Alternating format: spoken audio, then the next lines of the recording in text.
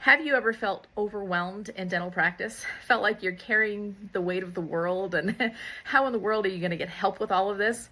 Well, that's exactly how I felt in 2019. I had 4 associates in my practice. The practice was growing, it was booming, but I was dying. I was carrying the entire thing alone, and I knew I just couldn't keep doing that. So I offered a partnership to all 4 of those associates.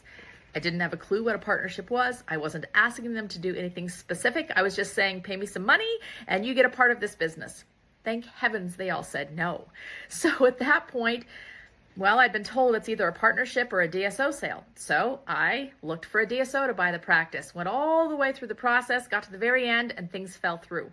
Thank heavens. But at that point, I didn't know what else was left. A partnership hadn't worked out, a DSO sale hadn't worked out.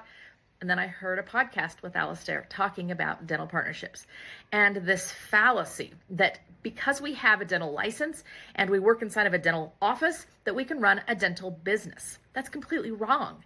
So I reached out to him and I just said, how can we do this differently then? Why are we thinking so wrongly about this? And over the course of some time, he taught me that compensation should equal contribution. So just because we're a dentist doesn't mean we should be taking part of those dental business profits. We're already paid when we do the dentistry. So I realized what I needed was a business partner, not someone who could do great dentistry. I already had that. I needed someone who could help me with the business. So I decided, what did I need help with? And I started looking for someone who could provide the help for those things. I found her. She's a dentist, but she also has a business degree. She wanted to own a dental practice. So we worked through the process of partnering, and there were very clear expectations. What would it mean to partner? What would it mean for her to do moving forward? And what would it look like for her to acquire more of the business in the future if she wanted to? We built all that into the partnership agreement, and it has been a beautiful relationship. We've been together for nearly 4 years in this partnership, and it is just going amazing because we had clear-cut, defined duties, defined boundaries, defined expectations. Most dental partnerships fail.